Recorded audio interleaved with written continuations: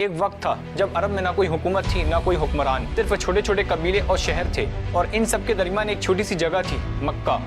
لوگ مکہ اس لیے آتے تھے کیونکہ وہاں تھا اللہ کا گھر، کعبہ، جو آج بھی ہے۔ ہر سال لاکھوں لوگ کعبے کا طواف کرتے، قربانی دیتے اور دعائیں مانگتے۔ مکہ کا مقام پورے عرب کے لیے مقدس تھا، مگر ایک شخص تھا جسے اس مقام سے نفرت ہو گئی تھی۔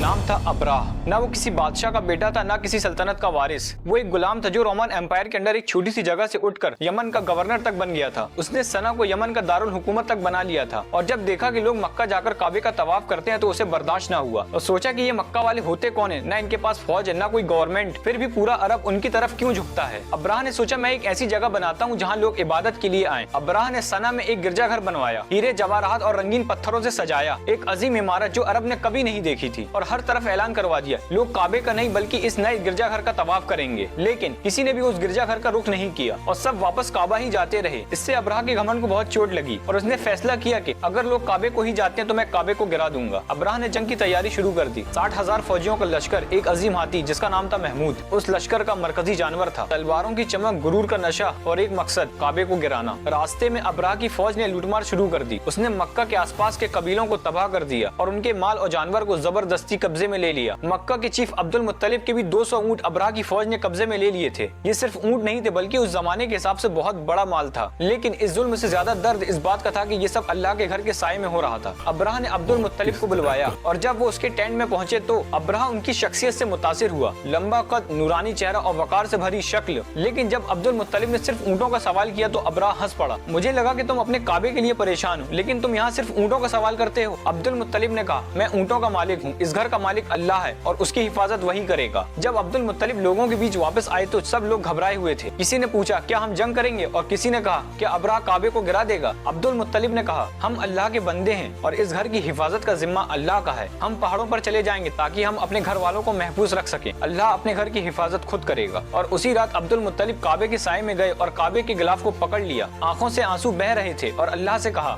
یا اللہ تو اپنے گھر کی حفاظت فرما، آج فوج نہیں تیرا امتحان ہے اور دکھانا ہے کہ تو ہی اس گھر کا مالک ہے۔ اور پھر وہ بھی مکہ کے لوگوں کے ساتھ پہاڑوں پر چڑھ گئے، اور پھر وہ دن آیا، صبح ہوئی اور ابراہ نے حکم دیا کعبے پر حملہ کرو۔ لیکن جیسے ہی ہاتھی کو کعبے کی طرف لے جانے کی کوشش کی گئی، محمود ہاتھی رک گیا۔ اسے مار کر بھی چلانے کی کوشش کی گئی لیکن اس نے ایک قدم نہیں اٹھایا، اور تب اچانک آسمان کا رنگ بدلنے لگا اور چھوٹے چھوٹے پرندے ابابیل دکھائی دیے، اور ہر ایک پرندے کے پاس 3 پتھر تھے، ایک منہ میں 2 پنجوں میں۔ اور جب وہ پتھر ابراہ کے لشکر پر گرے، جسم گل جاتا، گوشت جھڑ جاتے اور چیخ گونج اٹھی۔ کچھ لوگ ایسی حالت پر گرے کہ ان کے ہاتھ پیر کاٹ دیے گئے، اور کچھ اپنے گوشت کو خود نوچنے لگے۔ اللہ نے اس واقعے کو قرآن میں یوں فرمایا ہے، کیا تم نے نہیں دیکھا کہ تمہارے رب نے ہاتھی والوں کے ساتھ کیا کیا؟ ابراہ کا لشکر راکھ ہو گیا تھا۔ کچھ ہسٹورینز کہتے ہیں کہ یہ پلیج تھا، لیکن قرآن کہتا ہے کہ یہ اللہ کا عذاب تھا، اور ابراہ خود بھی گھائل ہو گیا تھا اور یمن لوٹ گیا، لیکن بیماری اور ذلت کے ساتھ اس کی کچھ دنوں میں موت ہو گئی۔ اس واقعے کے بعد مکہ کا مقام پورے عرب میں بڑھ گیا تھا، لوگ اور زیادہ طواف کے لیے آنے لگے، اوقاز کا میلہ سجتا اور قریش کی عزت بڑھتی گئی۔ جب اللہ نے کعبے کو بچایا اور ابراہ کی فوج راکھ ہو چکی تھی، اور اسی سال ایک یتیم پیدا ہوتے ہیں، نام محمد۔